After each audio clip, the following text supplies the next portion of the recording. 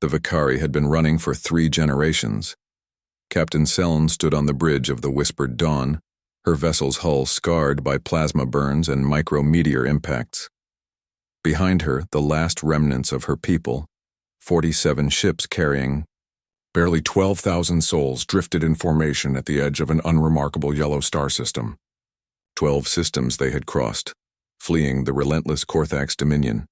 12 systems where they had been refused sanctuary, driven away by species too terrified to harbor the Dominion's prey. "Captain, the scouts have returned," her first officer reported, his voice weary. "The 3rd planet. It shows signs of industrial civilization. Early atomic age, perhaps." Seln felt her heart sink. Another primitive world. Another species that would be caught in the Dominion's wrath if they dared to help. The Korthax did not forgive those who aided their quarry. They had made examples of 3 entire civilizations to prove that point. "How long until the Dominion fleet arrives?" she asked. 40 hours. Maybe less. 40 hours. Not enough time to repair their dying engines. Not enough time to run. This yellow star, this Sol as their charts named it, would be their grave.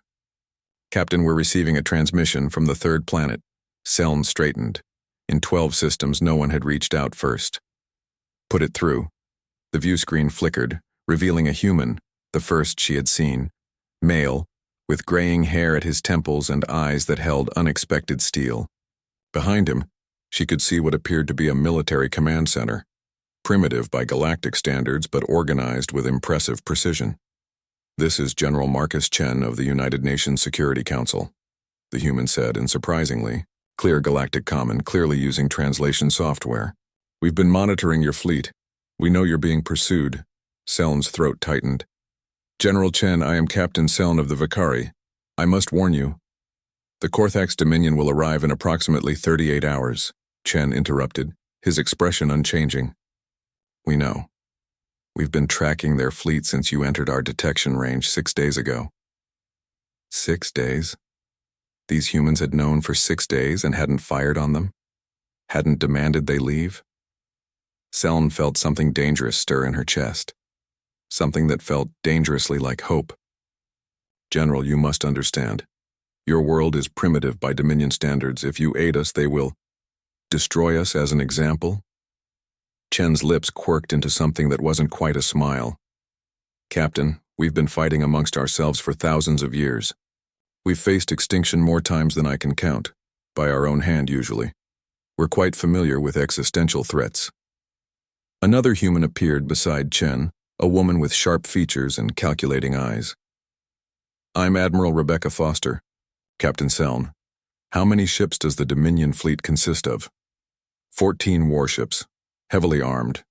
Their weapons are plasma-based, yes, with kinetic railguns as secondary armaments, Foster said calmly.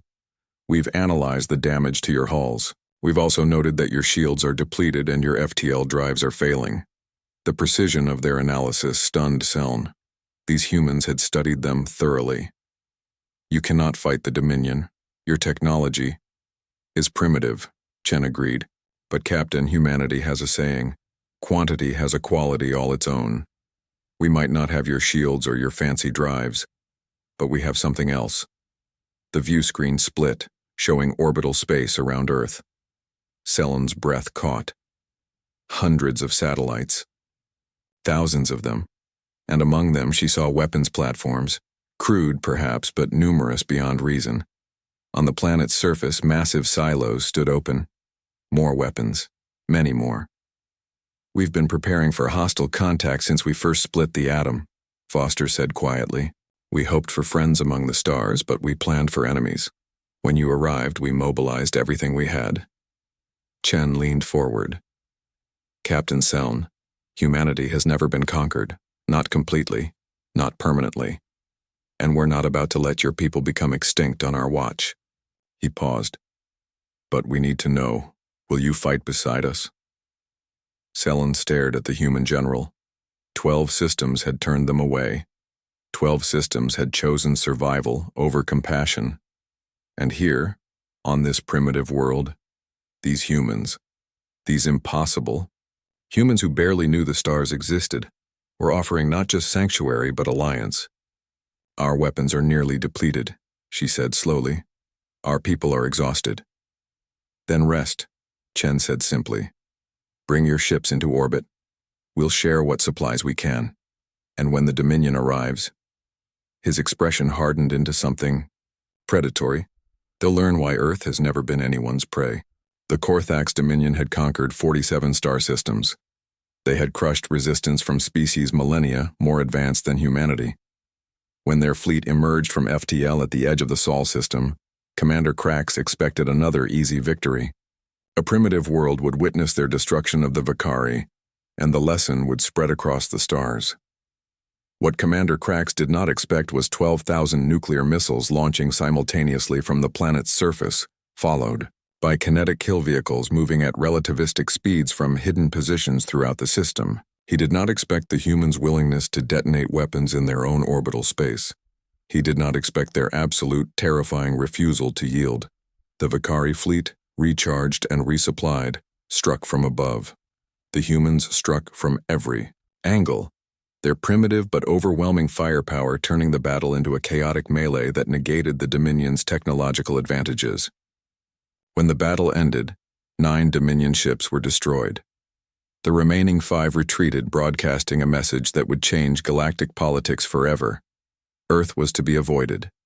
Humanity was uncontainable. Captain Seln stood on Earth's surface, for the first time, feeling genuine sunlight on her face. General Chen stood beside her, watching the sunset. "Why?" she asked quietly.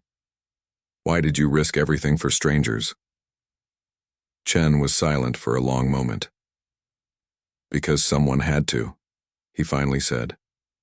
"Because we've been the hunted before, in our own history. Because," he turned to meet her eyes, "if we're going to join the galaxy, we're going to do it as people who stand for something." The Vakari had been hunted across 12 systems. On Earth, they found more than hope. They found humans. And the galaxy would never be the same.